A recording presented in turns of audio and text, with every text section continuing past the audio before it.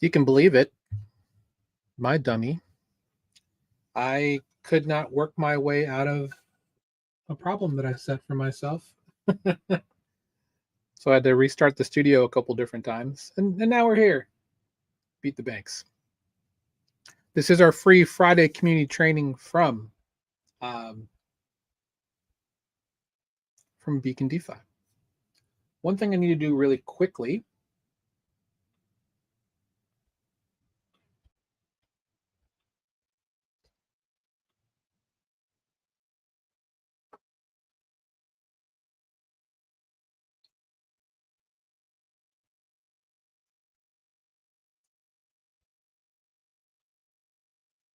Get out that word.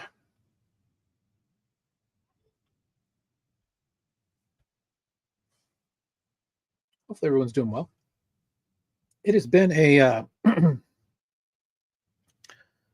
it's been a week, right? If we look at the if we specifically look at what the market's been doing, it hasn't been a fun time.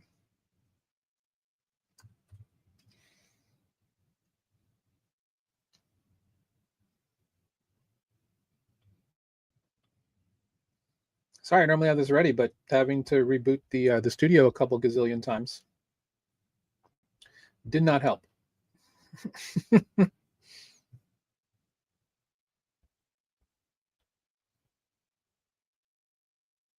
Wow. That was weird, glitchy stuff. So anyway, why is Lunacy up $125? I mean, 25%.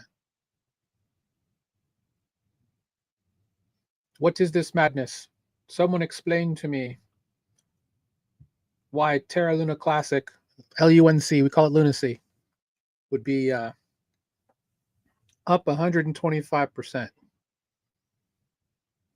It's like this is 2021 all over again.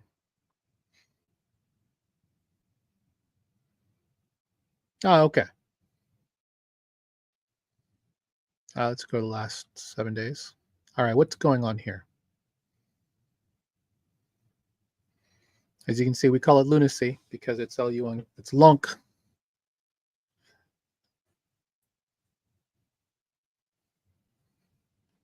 Huh. No news. I'm gonna have to look into this and see exactly why that would be the case. Is this just people being silly? Are we having a Zcash moment for Lunacy? I doubt we are, but big hello to everybody who's watching out there this week. Hopefully you're having a great week. Probably going to be streaming tomorrow, maybe for a short amount. It's my birthday, you know. So as part of, I do it every year for a short amount of time. So you know what to do if you want to support. More of that tomorrow. But let me just make sure that we're good on everything else. Okay. Shout out to all the pengoos on Abstract who are watching. Let's talk about airdrops. Let me bring my big noggin back in here so I can get this started. So this is adapted from an older presentation, but I figure, so there's two things about airdrops. One, it is a catalyst for a lot of people who don't know a ton about DeFi. There's two things that they're thinking of, in my personal opinion. They've heard about, you know, crazy meme coins that have done 100%, or like an NFT, or they've heard about Bitcoin. That's fine. ETH, that type of thing. DeFi is great for having a variety of mechanisms in order to make yield and return on your equity or investment in this space. Airdrops is one little phase of that.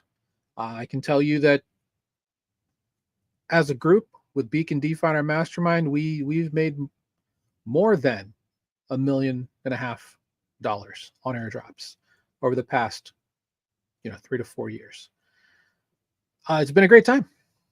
It's been a great time. Oftentimes, I will tell you now that airdrops are much different with regards to the best way to take advantage of them. Need to find the actual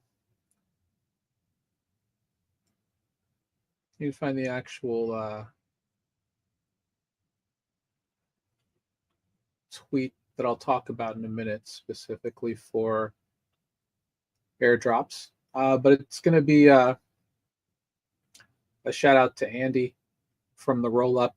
We'll talk about that in a minute. Super glitchy on this. So anyway, let's get going. So what are airdrops? Airdrops, they're a retroactive incentive paid to users generally post-launch. They have gone to different lengths these days. Most people will say that airdrops are a marketing tactic. They are. Go ask the people in Monad specifically about the airdrop mechanic. Shout out to our friends at Talisman. They had their TGE drop today for their Seek token. They also saw a huge run up and then a big drop, but that's kind of par for the course. Layer 0, same thing. We had many people in our group able to sell at a decent price, and then it went down like a rock because a lot of airdrop farmers will just go and sell their tokens because that's what they have done. They've been doing activities to farm.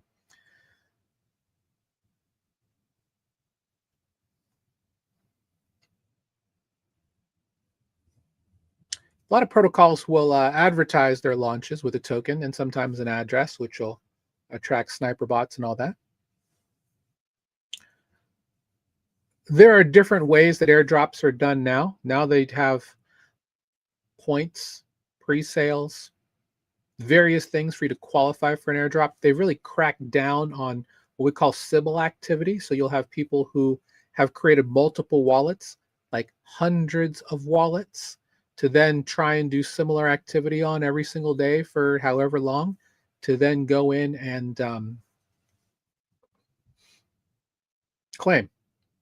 The thing about this is that it's not a one-time thing. We've seen multiple airdrop farms come up with multiple addresses to create and try and game the system. In most cases, and I wouldn't say Jupiter, Layer 0 was one, ZK Sync was another. They really put to test anti-Sybil activities, right? Pengu was also another one that did this, where you had people who had their wallets excluded. Phantom Sonic was another. They used specific tactics. In fact, I think Layer 0, and again, don't quote me on this, not a financial advice anyway, I believe they allowed certain wallets that were identified as Sybils to self-report themselves and then get their tokens or something like that. In either case, there is a business to this. Now, is this an easy way if you are a low capital farmer to go and get tokens? Yeah, it is. In fact, you can get super lucky if you just happen to get an airdrop that you applied for, you started farming consciously for, and then that you grab that token, buy a little bit more, it takes off, you grab a lot of profit. Often the biggest opportunity cost for airdrops is time. Simple as that.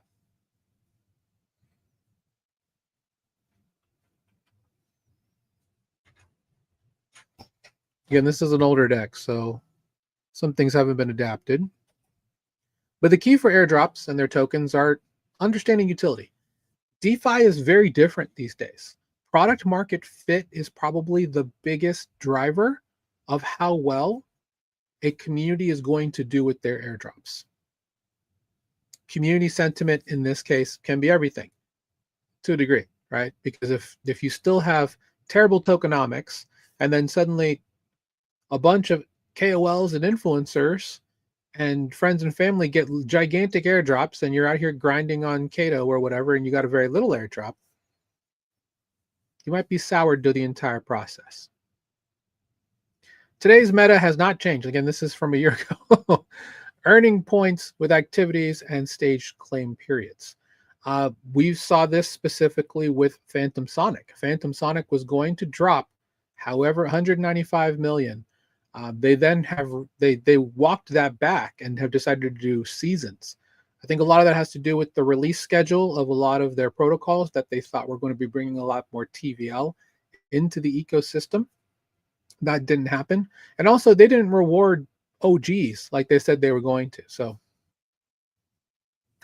that's going to lead me to this first point.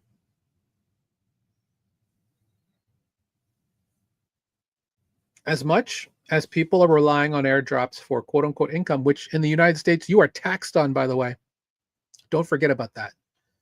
You are paying capital gains tax because you're getting it shown as income. That was a nasty surprise for a certain friend of mine a couple of years ago. But just keep that in mind. The other point I wanted to make was this is marketing, and these protocols owe you nothing. I know that can be a bitter pill to swallow, but it's very true. When you are farming an airdrop, yes, you can be upset if they change the rules last minute, if they walk something back and suddenly you don't have the allocation you thought you did. There is not a ton you can do about that because they don't owe you anything. You are being farmed for your time when it comes to pre-sales, airdrops, points farming, all of that. It's all about how much are you willing to play the game, to be quite honest. So yes, you can see people try and FUD the timeline to Valhalla, trying to make sure that they can get a great entry because they got a really crappy airdrop. I'm trying to remember which protocol it was. Recently, someone actually got hacked. They hacked the actual company. Oh, okay. It was Infinite. Because they really hated the airdrop. They don't owe you anything. I mean, you willingly went and farmed your time, and in some cases, a tremendous amount of capital.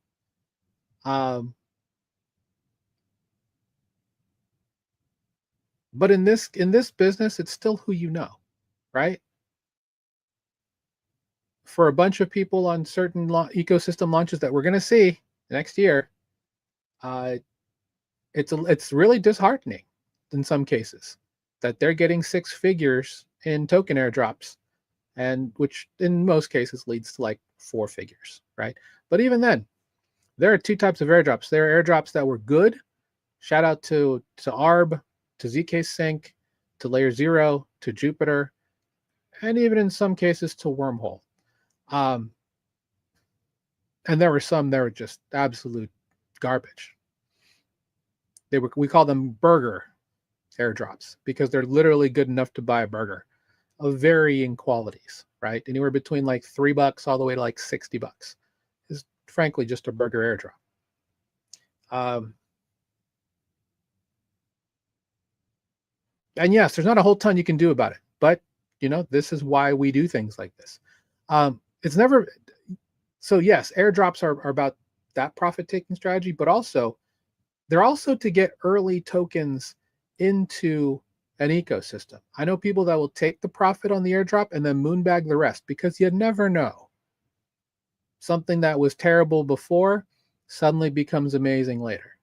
What's one good example is Pengu is a good example. It would not shock me at all if Pudgy Penguins goes from where it is now, like it's like 2 cents, to 50 cents or $1. Why? Because they're one of the most recognizable brands on the planet when it comes to NFTs. They're in brick and mortar stores. They have a deal with NASCAR, Random House Publishing. They have 3 games. They have a whole blockchain that talks all about them all the time. We have multiple institutions and groups changing their and Congress people changing their profile picture to a Pudgy Penguin. You can't tell me that Pudgy Penguins doesn't have visual staying power because they do.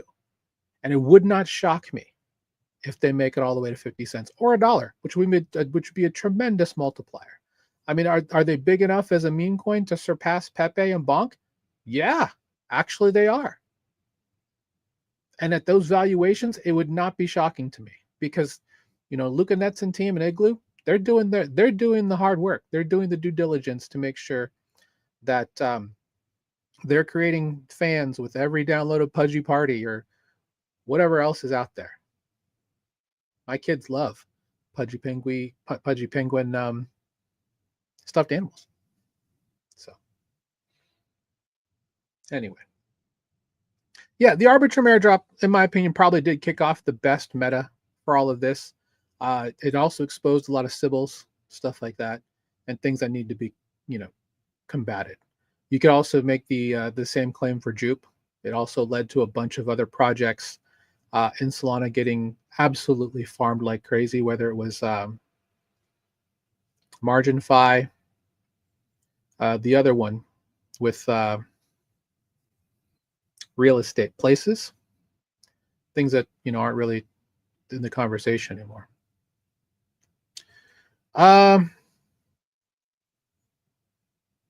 Yeah, we did do well on Optimism and Eigenlayer, and to some degree Blast. Parcel was the name of the specific airdrop. Well, unfortunately, with Dimension and Stride, and now Celestia is Celestia. But that could change with everything that happened with Fusaka. Data availability could be on the up. We'll see. So let's talk about really quick, why are they good with regards to doing airdrops? Frankly, they're very low barrier to entry. Anyone can airdrop, right? You just have to find someone. You just have to do it yourself. Or you got kids, you got family members with nothing to do. Have them use their time to do the campaigns. I mean, there are full blockchains. The Galaxy blockchain, first of all, and there's places like Zeely, Matrica. I can name all kinds of social quest types of protocols and ecosystems that give you really easy barrier to entry. Really, there's no skills needed. It's just time. You can have a high drop potential. It all depends on the value of the token that you receive afterwards, right? With that said, I do have to make this security note. If you're ever curious about airdrops, period, you can go and take your wallet address, put it into any blockchain explorer. Start with Arbitrum, Polygon, and Binance Smart Chain, for example. Go into those blockchain explorers. Put in your address. If you go to tokens, you're going to see that you get airdropped stuff all the time. All the time. That you didn't ask for. Don't touch them, because the majority of those tokens are not legitimate. Now, one thing I will say about having multiple wallets, it's a very valid point to have multiple wallets. As part of our best practices for what our community does with regards to yield farming, many of our best members have a wallet address per protocol because they are very security conscious. They don't want anything to happen with their hard-earned funds, and it's not a hardware wallet. So the idea is that it's very compartmentalized. When you isolate the risk, you're really doing really good security overall when you can isolate the risk, because if there's any issues, it's not going to be contagious to anything else that's on the wallet. There are multiple reasons to have multiple wallets. I mean, one thing we just talked about, I must have talked about this on Monday or Tuesday, specifically about rotating your wallets.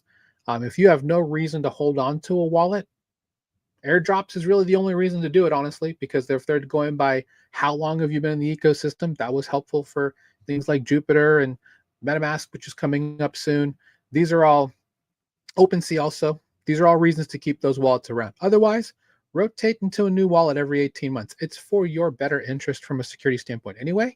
Whenever you buy a coin, let's say that everybody and their mom who bought Trump back in January, people with bots are going through and scraping the holders list. And that's how you are getting all of these coins just dropped into your wallet. That can be done on any protocol, any coin.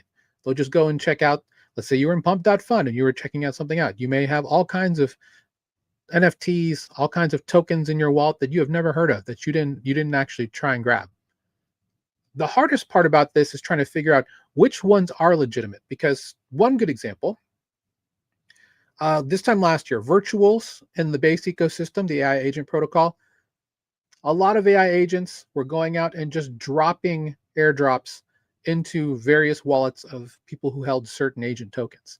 The hard part was understanding if you knew that you had that token. And there's a limited time to act on that, because there is oftentimes a bit of a bump. And in some cases, some people were, just for holding one token, got an airdrop worth $1,200, $1,500 on another token that just kind of went crazy. You don't know when these things happen, but just kind of keep a level head about yourself. Go through, double check, do your due diligence, make sure that these are all actually legitimate.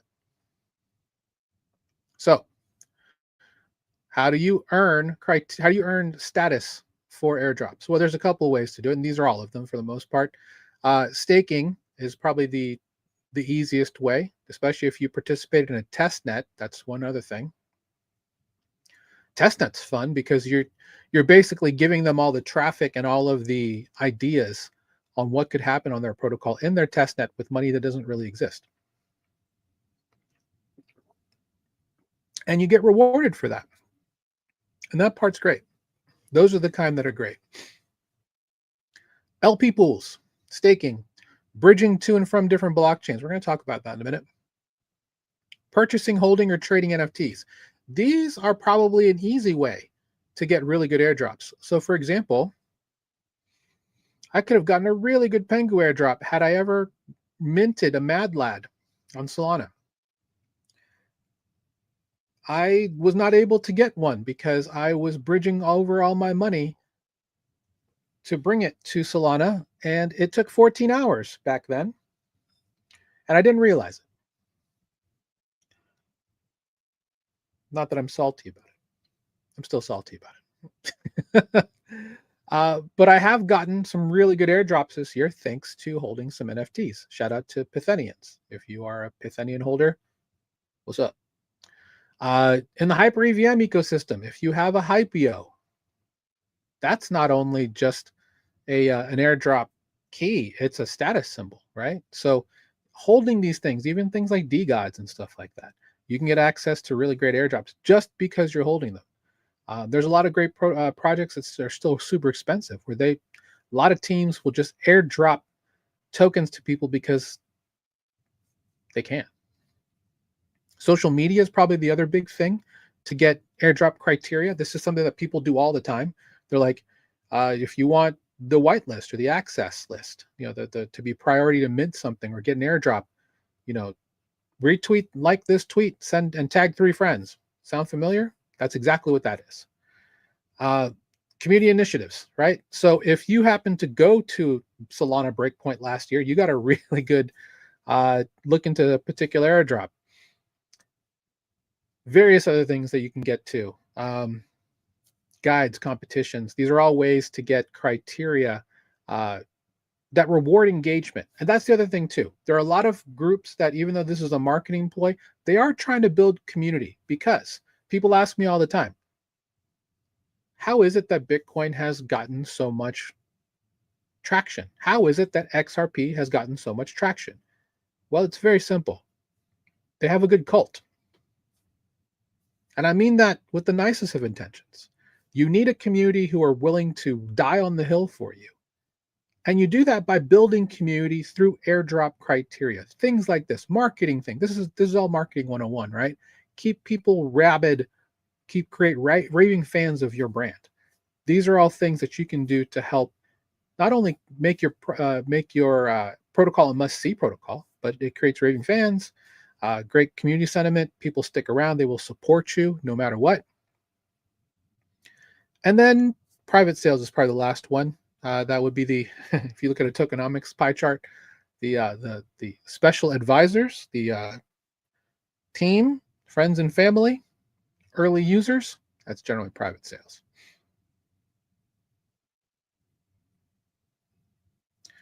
Oh, I don't really need to go through all this, but we generally like to talk about this part just to kind of flex, right? We have multiple Like our CEO Andrew got a very nice ZK Sync airdrop because he went and got into a ZK Sync pool, put in a half ETH, and just kind of let it ride for a long time. And he ended up getting a really nice airdrop off of that. Doesn't always take that much, but I will tell you this: if you bridge over, or if you happen to participate in a major airdrop with a decent amount of money, and I know that a decent, like 0.5 ETH is like $1,500. Of course, that's a lot of money. Yeah, to most people it is. It will get you in the top tier. I mean, there are a lot of people I know who are whales who will bridge over 1 to 30 ETH in the case of Blast or Manta Pacific. Remember those days? The key is like, how are you going to get the ROI? How do you get the return on the investment, the return on the equity for that? Those are all part of the airdrop. And hopefully, in most cases, it works out. But points farming has become the thing. Points farming is pretty much the standard. Whether if it's on a perp dex, shout out to all the perp dexes doing points farming right now, like Hyperliquid, Aster, VDEX, Avantis, Lighter, Ostium. I could keep going. Variational. Shout out to all you guys. Finding the multipliers that apply are very important. There's one right now, Solstice, where you can get buku multipliers just for putting it into a fixed yield farm on Exponent, for example. You know, there's all kinds of things that you can do to find multipliers. Oftentimes, if you're farming yields for criteria, the yield is insignificant because it's frankly terrible in most cases, right? It's all of the incentives that you're getting that you're really signing up for. Anything you can do to find a little bit of volume, just a little bit of activity is always good. Yeah, this is older. So anyway, let me bring up the other tweet that I wanted to talk about. But hopefully you got a little bit of a look into why airdrops can be very popular. It's about engagement. It's about being a part of the community. And oftentimes, especially with a lot of like communities, you can get in early and you're already late because you didn't come from another group, or you're not homies with the core team, stuff like that. It is still who you know. And again, they don't owe you anything, guys. Nothing. So I understand when people are upset if they don't get the right allocation, but they didn't owe you that allocation anyway. You are farming yourself in order to get these airdrop points.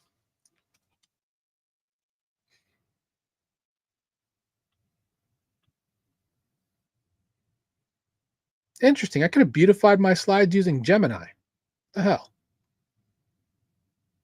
Whatever. I just happened to be, I just hit my trackpad unintentionally, and that happened. Let me grab this. Let me grab this specific tweet. And again, shout out to Andy at the roll up.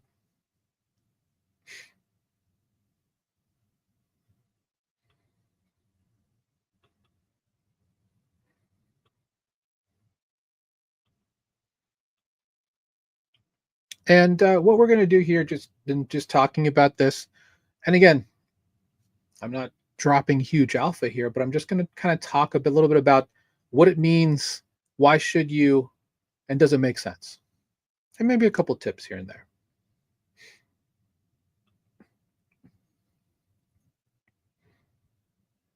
Oh yeah, these slides don't look great at all. I was trying to see if if it made a huge difference. No, not really. Okay, so these are likely coming to market in H1, meaning the first half of 2026, between January and June. That's a very long time, just so you know. For us in DeFi, every month can feel like a damn year, to be quite honest. And these are all big names. The base token probably coming in half one of 2026. ARC is going to be the layer one from Circle, who's the company behind USDC. Tempo, layer 1 from Stripe. It's going to be very important. Kalshi, the prediction market. Polymarket, the prediction market. Not familiar with Daylight. I have to look more deeply into that. Rabby, the wallet. OpenSea, the NFT platform. MetaMask, wallet. Aztec, security rollup. Some of these, I'm just skipping over the ones I don't know a ton about because I'm not going to act like I do. Ostium, PerpDex on Arbitrum. Codex. Which Codex? Depends. Rialo RWAs? Not sure. N1, I think that's AI. News Research, also AI based. And as you can see, some of these are more interesting. Abstract, ecosystem blockchain. Sonium, that's Sony's layer 2 blockchain on the OP superchain. Maiden, this is spun off of layer 2 Polygon. And then the rest, I don't know a ton about. Fogo, that is the Solana layer 1. That is nothing but Firedancer clients. So it's super fast, should be great. That should be one that you may want to consider farming. Stable. A lot of bad stuff about Stable coming out, so don't know if I love that. Lighter, that is on Arbitrum. That's a PerpDex. Variational, also a PerpDex. That's the Omni token. It's going to be on Arbitrum. Talus AI, Rise is a chain. Espresso, there's a couple different ones. Ritual, Extended Invest, not really sure about all of those. Anyway, if Andy's talking about all these are all going to be ones that are probably worth looking into. Feel free to take a screenshot. Feel free to, I'll probably put this in the notes for this actually as a response because Andy's great. You should follow him. Someone to look after. I've seen him at multiple conferences. I've never actually met him in person, been introduced rather, but I've seen him multiple times at different conferences. These are all going to be interesting to get into.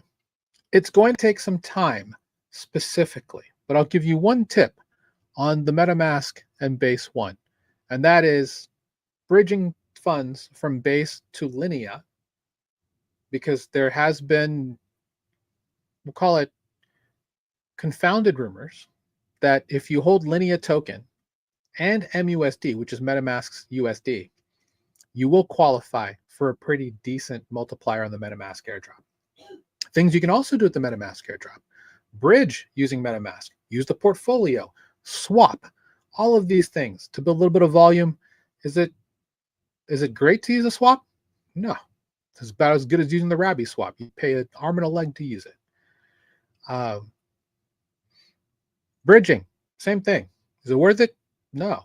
Not if you're doing it for the funds. I mean, for paying the fees for farming this, it's one thing. But would you use it regularly? No. There's better ways to do it that are cheaper. Shout out to Lie.fi. OpenSea. Again, this is going to be one like MetaMask, which is going to be a big OG play. So if you've been using OpenSea forever because you've held multiple NFTs, like this guy, this should hopefully be something that hopefully works out to do okay. Now, the hard part is it going to be a good airdrop? 80% of these are probably not going to be, unless you've been farming.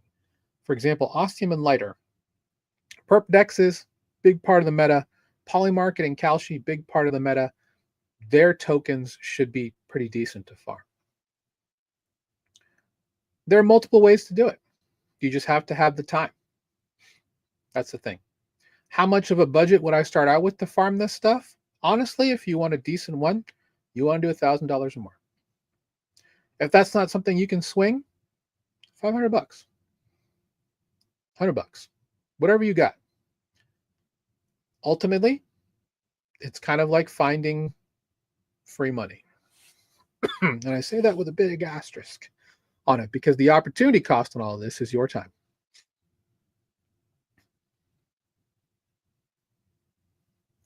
I will say,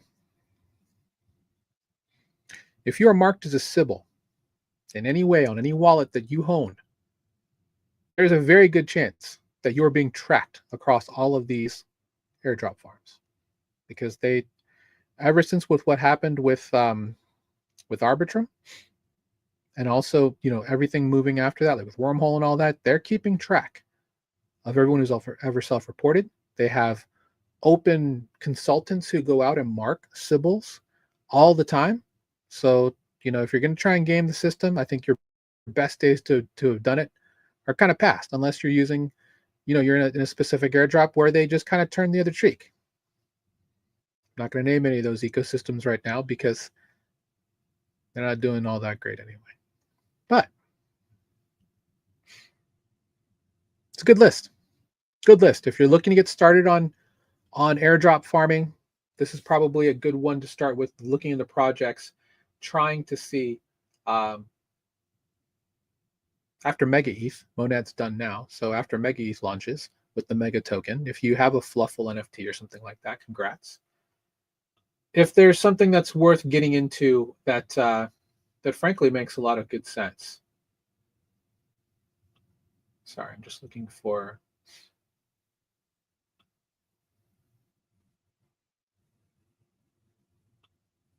something specific.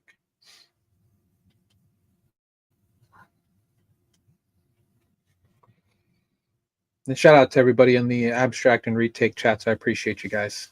And the love too for the tips. But yeah, so going into each of these projects, I'll probably do them personally on my DeFi Professor stuff. You may want to check in with me on that. Looking at some of these and how to set up the right airdrop opportunities. Some of these you probably won't have a ton of value in, like for example, OpenSea, unless you just happen to have a ton of money and you want to go through. They've already had their whole thing with these crates, and it's just, frankly, unless you do a lot of stuff on Ethereum mainnet, it's not really that worth it. That's just my personal opinion. MetaMask, you can just keep doing what I talked about. You'll qualify for a couple different by doing some of these things. Like if you use USDC to go from base to Linea, cross-chain swapping on Jumper for MUSD or Linea token, and then just holding that. There's multiple farms you can get into on Uniswap to do concentrated liquidity, or if you prefer use something like VFAT, you can set up an MUSD Linea or MUSD USDC USDT concentrated liquidity pool that's auto compounded and auto rebalanced that you can do to set that up. Those are all fairly straightforward to set up and outside of the scope of today's session. But yeah, airdrops, they're not going away. They're always going to be something that people want in order to get ahead, right? That's why I bought a Solana Seeker. Right? That's why I bought a Play Solana PSG1 to get into their Play token ecosystem. Holding that and holding this and having this here may give me additional utility, additional criteria to earn into multiple different types of TGEs or token generation events that are happening in the near future. We'll see. Thankfully, I've been able to purchase all these devices with profits, and that's the key. Farming your profit is just as important, and that's why we are. Man, that wasn't a very smooth transition, now was it? Total value locked from our free group here, Total Value Locked from here at Beacon DeFi. Please feel free to join the many others who have joined and are looking for information on how to do more with their crypto, how to farm your profits. We have multiple people in our group who literally just farm stable coins to pay capital gains taxes because you're going to have to pay for them anyway. And frankly, that's probably the best way to do it, in my opinion. Brian, if you listen to his story, he was able to pay off his daughter's wedding with profits from farming stable coins. We got a lot of information here. If you are curious about learning more about what we do, you can click on the Start Here post, get a message from myself and our CEO, Andrew, see our multiple pathways to get there. If you'd like to get in to take the Beacon Challenge, where you can earn your first dollar in DeFi in the first 48 hours. We have that, but we also have our Beacon Mastermind for anyone who wants to be amongst the best in terms of DeFi farming opportunities. You get access to our Discord. You get personal access to me. You get one-on-one mentoring from me. You'll get a complimentary portfolio review, all that type of stuff. That's all available. And thanks, of course, to our Beacon Mastermind founding members, our current Beacon Mastermind members, and our Beacon Challenge members for helping make what we do possible. We thank you guys so much for you investing in us as much as we're investing with you with our educational onboarding content.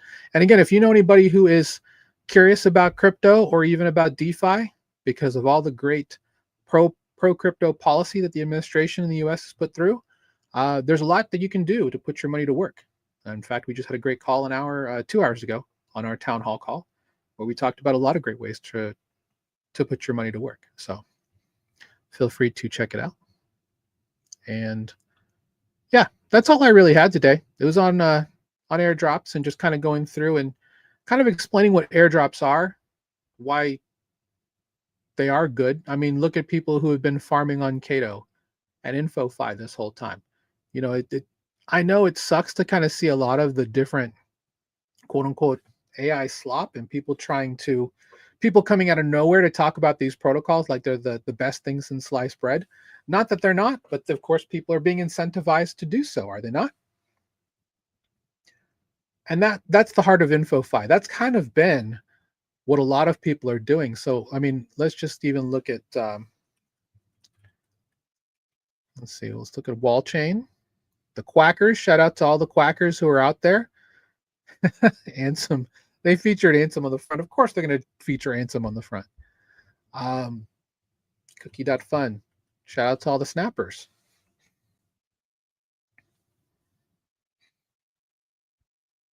I mean, this is airdrops evolving, right? To the point where you can go to the launch pad if you have a certain amount of snaps and be a part of that by staking Cookie. There's all these campaigns where you can,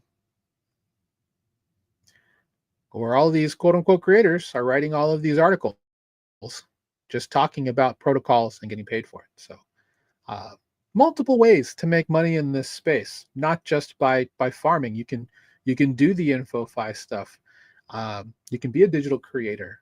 There's a lot of ways that you can make money in this space. So I think 2026 is going to be a very interesting year, not only because of all of these things launching, but also the intersection of prediction markets, AI and crypto, AI and DeFi, agentic flows, creator capital markets,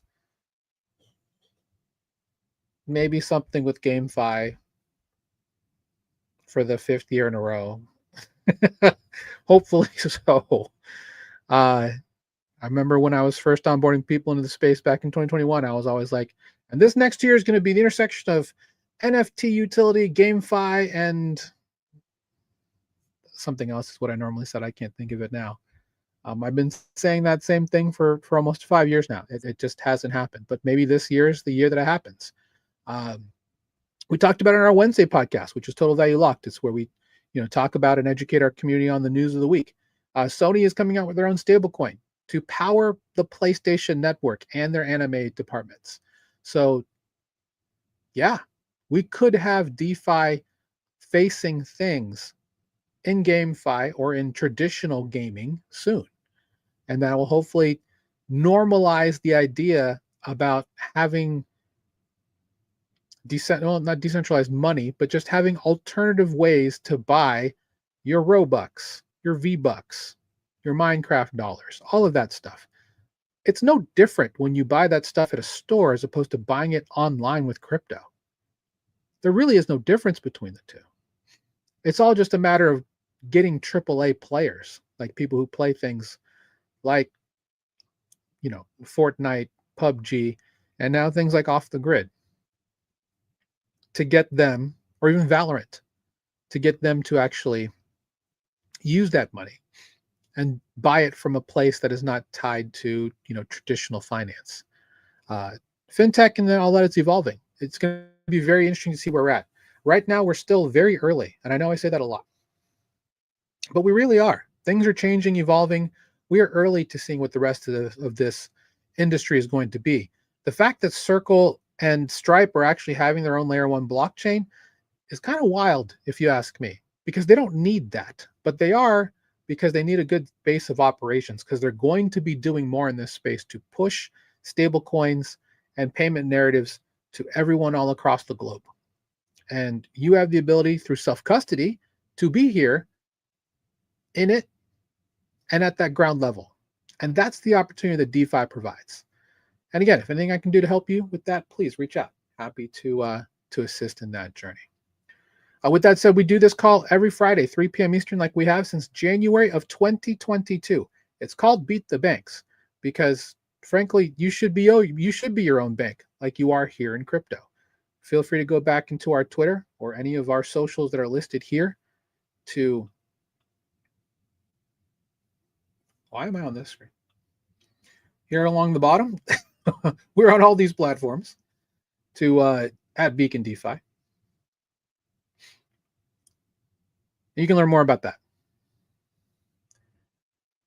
With that said, I will see you next week. You can check out our podcast. It's also public facing. That's every Wednesday, 1 p.m. That's Total Value Locked, the TVL podcast, where we have panels from across Web3 helping me break down the news of the week to help educate you on that, as well as introduce you to new communities.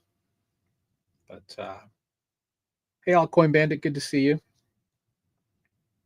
I'll be streaming probably. I'll probably do a later tonight stream by myself, or possibly definitely sometime tomorrow, because tomorrow's my birthday. So if you want to support the professor, you know what to do. Take care, everybody. Have a great week. Keep beating those banks. We'll see you next week. Beacons up. Banks down. Take care, everybody. 07 as I hit the mic.